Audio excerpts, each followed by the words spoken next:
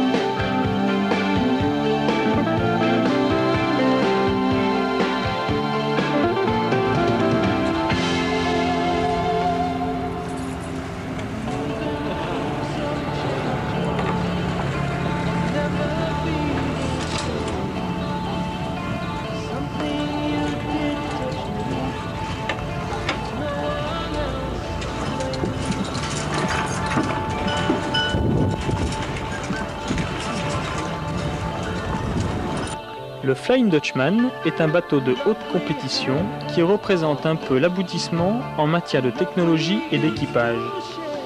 La différence avec les autres dériveurs que l'on rencontre habituellement réside dans le fait que l'équipage peut, à sa guise, modifier le bateau, adapter son accastillage en vue du meilleur réglage, ceci grâce à la grande liberté que permet la jauge de l'association des FD.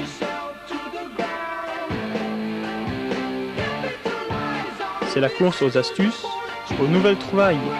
Et il est intéressant de voir que quelques régates après avoir vu une innovation sur un bateau le rendant plus performant, on voit tous les meilleurs bateaux s'équiper du système analogue.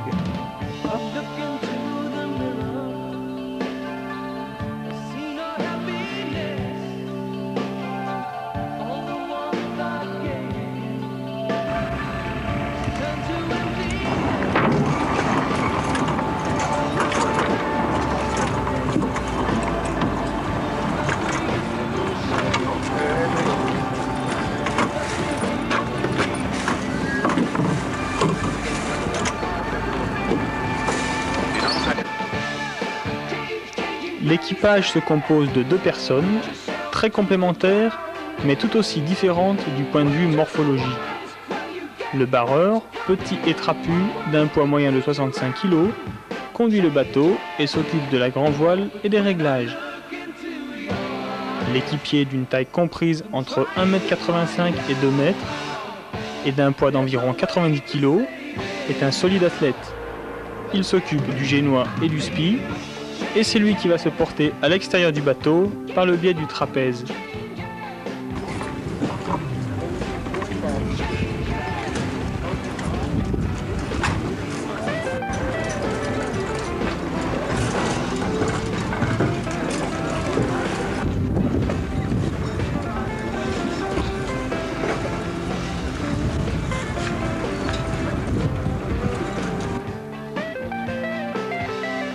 Il est à noter enfin qu'actuellement, il est indispensable de choisir des équipiers de ce gabarit pour partir à égalité de chance avec les autres bateaux.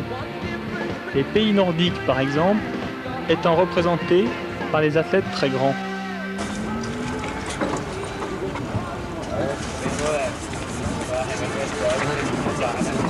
Ja, je komt Frans TV hoor, kom je. Ja, even lachen. Dat is interessant. Goeie Hollandse smile. Ja. Oh, het wordt toch. Durant la préparation olympique 1984, la Fédération française de voile s'est attachée à recruter les équipiers de ce gabarit qui avaient peu d'expérience de ce type de bateau, mais des qualités physiques très importantes permettant une adaptation rapide.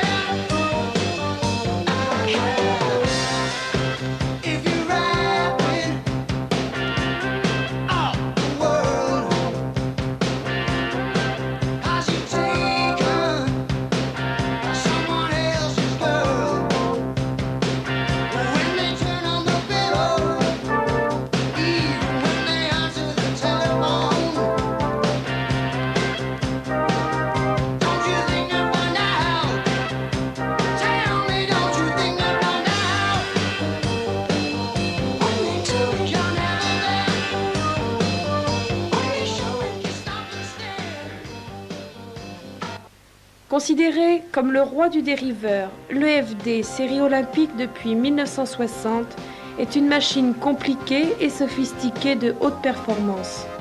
Coupe d'une longueur de 6,05 m, surface de voilure de 18 m² entre grand voile et génois, speed de 18 m². Accastillage élaboré, haute technologie permettant tous les réglages possibles sur le gréement en navigation et en position de rappel. La préparation de ces bateaux, la mise au point de cet accastillage complexe, l'éternel bricolage nécessite beaucoup de temps.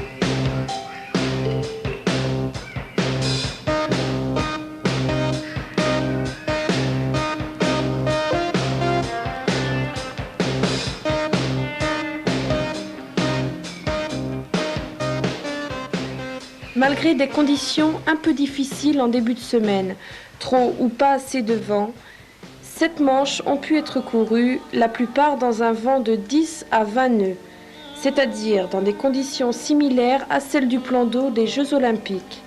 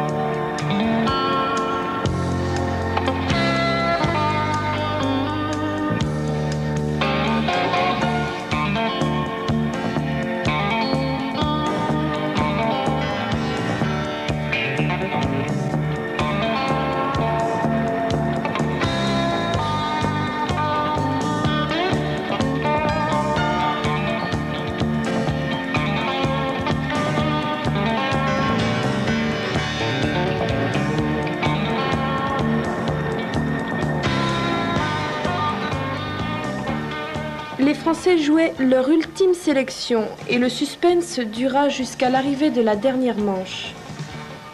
Au classement général, l'Allemand Batzil gagne son 3e titre mondial devant les Français Marc Bouet, Bruno Gandolf et Laurent Delage, Thierry Poiret. Mais c'est Delage et Poiret qui emportent la sélection. Celle-ci s'est jouée sur 3 épreuves. La semaine pré-olympique de hier, le championnat du monde à La Rochelle et une épreuve entre Français. Le mode de sélection mis en place en accord avec entraîneurs, coureurs et directeur technique national permettait d'affecter un coefficient plus important pour les manches courues dans les conditions de Los Angeles, vent de force 3 à 5 réguliers en direction. Laurent Delage et Thierry Poiret représenteront donc la France en FD aux Jeux de Los Angeles. Delage a déjà brillé en 4,70 avec 2 Coupes du Monde et 2 titres de vice-champion du monde. Poiret, quant à lui, a été champion du monde des FD en 79 avec Marc Bouet. Cet équipage expérimenté, régulier et très adroit a prouvé qu'il se trouvait parmi les meilleurs mondiaux cette saison.